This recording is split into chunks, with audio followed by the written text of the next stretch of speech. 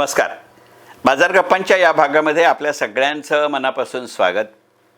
आपला बाजार गप्पांचा आजचा विषय GDP, राष्ट्रीय ढोबळ उत्पन्न म्हणजेच ग्रॉस डोमेस्टिक प्रॉडक्ट, याच्याविषयी चर्चा करणं हा अलीकडच्या काळातला एक बुद्धिमंतांचा खेळ झाला आहे. बुद्धिमंतांचं म्हणण्याचं अशासाठी की त्यातनं बुद्धिभ्रम किती निर्माण होतो, बुद्धिभेद किती निर्माण होतं आणि बौद्धिक म्हणावं अशी चर्चा किती होते याचा विचार करण्याची नितांत आवश्यकता आहे. ज्या वेळेला GDPची अशा पद्धतीची चर्चा होत असते, कारण तुमच्यापैकी अनेकांना कल्पना आहे की गेली सलग 39 वर्ष मी केंद्रीय अर्थसंकल्पाचं विश्लेषण करतोय. म्हणजे मी गमतीने इतकं म्हणतो की त्या माझ्या भाषणांची संख्या, सातत्य, प्रमाण इतकं असतं की मी गमतीनं माझ्या मित्रमंडळांच्या वर्तुळामध्ये म्हणतो की एकदा अर्थसंकल्प येतो आणि उंट जसं एका संपूर्ण दिवसाचं पाणी एका वेळेला पिऊन घेतो आणि मग ते दिवसभर पुरवतो, तसं मी बजेट आल्यानंतरचे 1 महिना वेगवेगळ्या पद्धतीनं वेगवेगळ्या ठिकाणी या एका विषयावर वेगवेगळे मुद्दे मांडत असतो. यातनं वर्षभराचा खर्च निघेल एवढं मानधन मी गोळा करत असतो.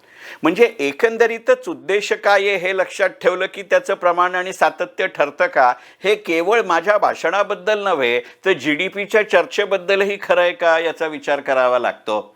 आणि ज्या वेळेला मी GDPचा अशा पद्धतीनं गेली अनेक वर्ष विचार करतोय, अभ्यास करण्याचा प्रयत्न करतोय, कारण हा विषय प्रयत्न अशासाठी म्हणलं की हा विषय अनेकदा आकलनाच्या बाहेर जातो, हे नितांत सत्य आहे.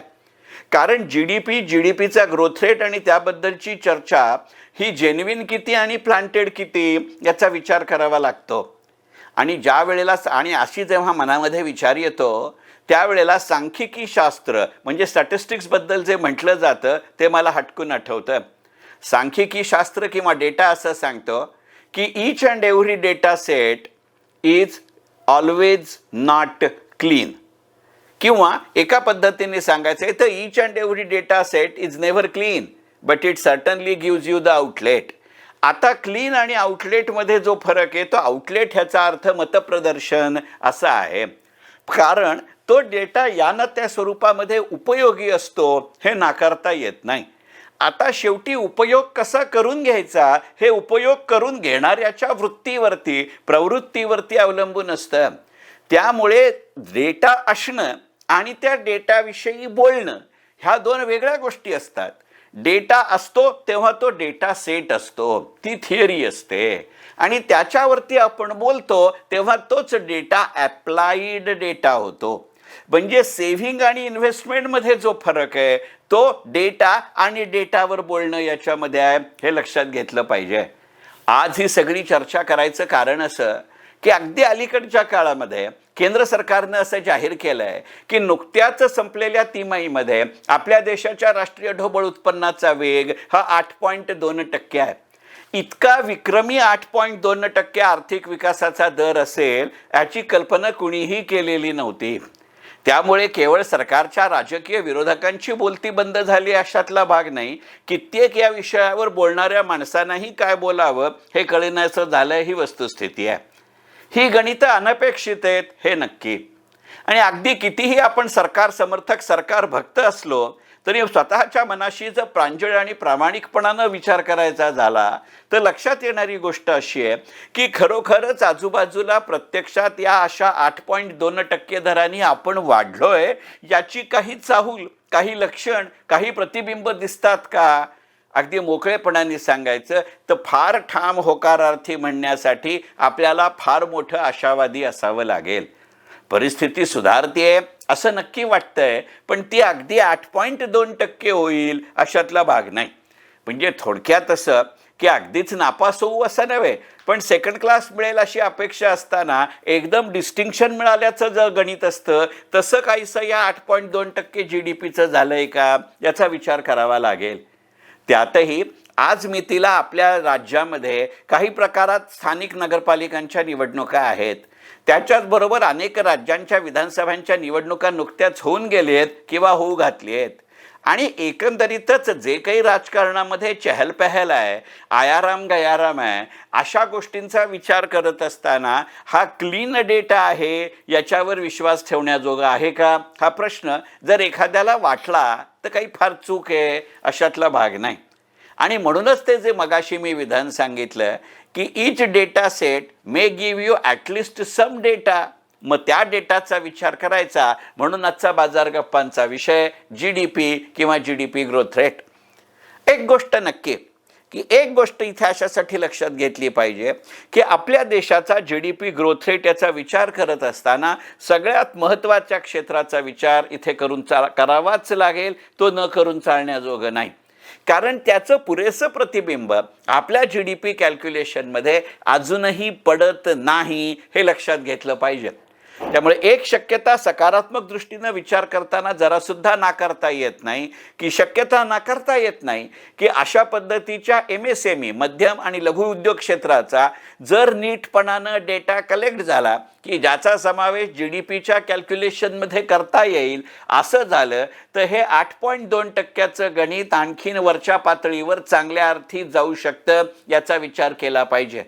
कारण ज्या पद्धतीनं ज्या वेगानं गेल्या काही वर्षांमध्ये आपल्या देशाच्या राष्ट्रीय अर्थव्यवस्थेमध्ये कुटीरोद्योग म्हणजे कॉटेज इंडस्ट्री, लघु उद्योग म्हणजे स्मॉल स्केल इंडस्ट्री, मध्यम उद्योग म्हणजे मीडियम स्केल इंडस्ट्री आणि या 3 पातळ्यांच्या आधेमध्ये असणारे अनेक संस्था आणि व्यापारी संबंध याची पुरेशी आकडेवारी अत्यंत शास्त्रशुद्ध काटेकोर पद्धतीनं जुन्या इतिहासाच्या पातळ्यांवरती, फुटपट्ट्यांवरती, मोजपट्ट्यांवरती तौलनिक तुलनात्मक विचार करून सादर करण्याची, आधी ती गोळा करण्याची आणि नंतर ती विचारात घेण्याची पद्धती त्या प्रमाणामध्ये विकसित झालेली नाही, ही वस्तुस्थिती आहे.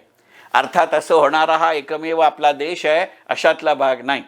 काही वेळेला ती राजकीय धोरण म्हणूनही सांगितली जात नाही का, याचाही विचार करावा लागेल. कारण आज मितीला गेल्या 5 वर्षांचा विचार करायचा झाला तर दरवर्षी 6% जास्त वेगानं वाढणाऱ्या अशा 3च अर्थव्यवस्था जागतिक अर्थकारणामध्ये आहेत. त्या 3 अर्थव्यवस्था म्हणजे इंडोनेशिया, चीन आणि भारत असं आहे. अलीकडच्या काळामध्ये इंडोनेशिया पूर आणि वादळ याच्यामुळे चर्चेत आहे याची मला कल्पना आहे.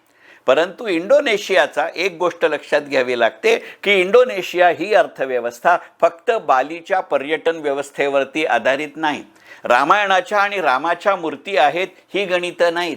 इंडोनेशिया आणि भारतीय अर्थव्यवस्था यांच्यातलं सगळ्यात महत्त्वाचं साम्य असं आहे की भारतीय अर्थव्यवस्थेचं वर्णन कृषीप्रधान केलं जातं म्हणलंय, पण इंडोनेशियाची अर्थव्यवस्था ही खरोखरीच आणि फार मोठ्या प्रमाणावरती कृषीप्रधान आहे.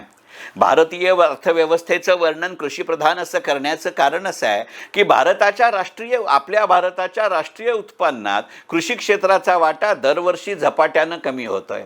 1947 साली आपल्या देशाला स्वातंत्र्य मिळताना आपल्या देशाच्या अर्थव्यवस्थेमध्ये 80% जास्त वाटा हा कृषी क्षेत्राच्या उत्पन्नाचा होता आणि 92% जास्त वाटा त्यांनी एम्प्लॉईड केलेल्या, रोजगारीत केलेल्या कर्मचाऱ्यांची संस्था होती.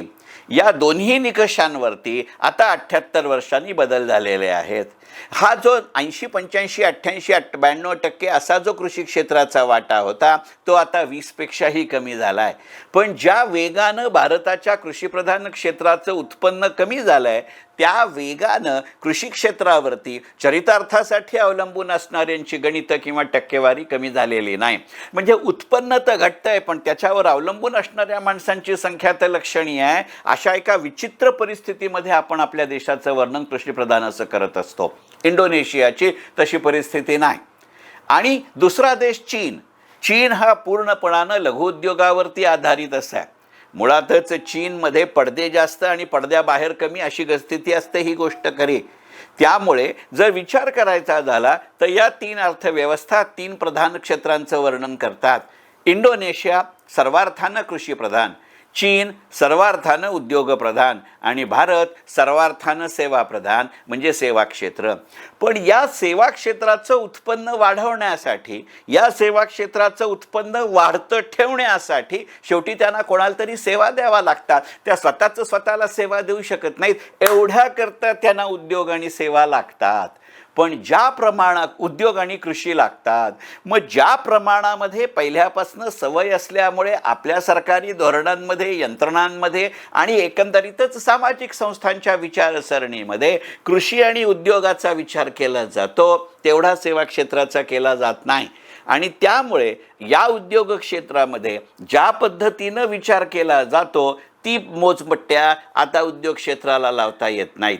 पण गेल्या काही वर्षात सातत्यानं भांडवलप्रधान उद्योग क्षेत्राच्या बरोबरीनं आपण श्रमप्रधान, कौशल्यप्रधान म्हणजे लेबर इंटेन्सिव्ह आणि स्किल इंटेन्सिव्ह पण कमी प्रमाणामध्ये, की जिथे भांडवल प्रधानता कमी आहे पण तंत्रप्रधानता जास्त आहे, अशा इन्क्युबेशन प्रोजेक्ट सारख्या अर्थानं आपण कुटीरोद्योगाला दिलेली चालना आहे. साधं उदाहरण घेऊ की कापड गिरण्यांच्या ऐवजी हँडलूमचा विचार करणं, खादीचा विचार करणं, कॉटनचा विचार करणं, ही टेक्स्टाईल इंडस्ट्री मिल फॉर्मॅटमधनं स्मॉल आणि मीडियममध्ये येण्याजोगी आहे. तयार कपडे ज्याला आपण रेडीमेड गार्मेंट्स किंवा ॲपरल्स असं म्हणतो, याचा जर विचार करायचा झाला तर ही गणितं लक्षात घ्यावी लागतात. मग हे क्षेत्र म्हणून तेच राहतं पण त्याचा उत्पादक बदलतो, त्याचा डेटा घेता येत नाही. अशा वेळेला अनेकदा असं म्हटलं जातं की GST हे एक त्याचं मोजमाप आहे. हे चुकीचं गणित आहे. GST हा मूल्यवर्धित कर आहे एका अर्थानं. ते व्हॅल्यू ॲडेड टॅक्सचं वेगळं रूप आहे. माझ्याकडे वस्तू आल्यापासून मी वस्तू दुसऱ्याला विकेस्तोवर मधल्या काळामध्ये जी काही त्याच्यावर मी प्रक्रिया केली, ज्यायोगे त्याची उपयुक्तता आणि उपयुक्तता मूल्य मी वाढवलं, त्या वाढीव मूल्यावरती इन्क्रिमेंटल व्हॅल्यूवरती मी दिलेला टॅक्स म्हणजे GST असतो. त्यामुळे एकाच वस्तूवरती मी एकापेक्षा जास्त वेळेला GST मध्ये कर देऊ शकतो. मग असा प्रत्येक टप्प्यावरचा GST हे त्या वस्तूचं उत्पादन म्हणून मला गृहीत धरता येत नाही. आणि मग उत्पादन आणि उपभोक्ता याचं एकत्रीकरण म्हणजे GDP असतो. याचा जर विचार करायचा झाला तर GST हा एक संकेत आहे पण तो एकमेव संकेत नाही, हे गणित लक्षात घेतलं पाहिजे. आणि दुसरी गोष्ट अशी असते की कुटीरोद्योग क्षेत्रामध्ये ज्या वेगानं त्याची व्यवस्था, अवस्था आणि प्रत्यावस्था बदलते, त्याचा जर विचार करायचा झाला तर GDPच्या या मर्यादा लक्षात घ्याव्या लागतात. GDP ग्रोथ रेटच्या मर्यादा लक्षात घेत असताना अजून एका घटकाचा विचार करावा लागतो आणि तो म्हणजे महागाईचा दर. महागाईचा दर हे गणित आपल्याकडे इतकं मोठ्या प्रमाणावरती बदलत आहे की आता त्यातल्या नेमक्या कशावरती विश्वास ठेवायचा असा प्रश्न आहे. म्हणजे जसं बँकिंग क्षेत्रामध्ये म्हटलं जातं की एक बेसिक व्याजदर असतो पण प्रत्येक बँकेला स्वतःचा व्याजदर ठरवायचा अधिकार असतो, तसं काहीसं गणित ह्या व्याजदराबद्दल होतं का, किंवा महागाईच्या दराबद्दल होतं का, याचा विचार केला पाहिजे. आपल्या महागाईच्या दरामध्ये विचार करताना लक्षात घ्यावं लागतं की तेलाच्या किमती, पेट्रोलच्या किमती याचाही विचार करावा लागतो आणि कृषी आणि अन्नधान्याचाही विचार करावा लागतो. असा जर विचार करायचा झालं तर आपल्याकडे तेलाच्या किमती कागदोपत्री कितीही तेल कंपन्या ठरवत असतील तरी हे जग जाहीर आहे की खरं सांगायचं म्हणजे याचा बोलवता धनी सरकार असतो. कोणत्याही निवडणुकीची आचारसंहिता जाहीर झाल्यापासून त्याचा एक्झिट पोल येईस्तोवर आपल्याकडं पेट्रोल डिझेलचे भाव वाढत नाहीत. म्हणजे जर याच्यावर आधारित माझा महागाईचा दरही जर कृत्रिम पद्धतीने ठरत असेल तर त्याचा GDP ग्रोथ रेटवरती होणारा परिणाम याचा मला विचार करावा लागतो. आणि एवढ्याकरता सांख्यिकी शास्त्र जे सांगतं की कोणताही डेटा हा कधीच क्लीन नसतो पण ती एक महत्त्वाची माहिती देत राहतो, इतक्या मर्यादित अर्थानं GDP ग्रोथ रेटचा विचार केला पाहिजे. आणि शेवटी GDP ग्रोथ रेट हे सकल राष्ट्रीय उत्पन्न, ग्रॉस डोमेस्टिक प्रोडक्ट आहे. त्यामुळे पर्यायानं केवळ त्याचा अर्थव्यवस्थेचं मोजमाप म्हणून नव्हे तर त्याचे गुंतवणूक क्षेत्रावर झालेले आणि होऊ शकणारे असे परिणाम या दोन्ही अर्थानं विचार करावा लागतो. म्हटलं तर ही गोष्ट सैद्धांतिक आहे पण त्याच्यावर व्यावहारिक पद्धतीची गणितं मांडता येतात. आता ज्या पद्धतीनं आपल्या देशामध्ये कमोडिटी मार्केटचे व्यवहार होतात, आता आपल्या देशात ज्या पद्धतीनं करन्सी मार्केटचे व्यवहार होतात, आता आपल्या देशात ज्या पद्धतीनं डेरिव्हेटिव्ह मार्केटची गणितं होतात, त्याचा विचार करता हा GDP ग्रोथ रेट पुढच्या 3 महिन्यांमध्ये काय गंमत जम्मत करेल, अशा दृष्टिकोनातनं गुंतवणुकीचे निर्णय घेणारी मंडळी आपल्या देशात कमी नाहीत. हा विचार करायचा. म्हणून बाजार गप्पांचा आजचा विषय GDP किंवा राष्ट्रीय सकल उत्पन्न. मनपूर्वक धन्यवाद.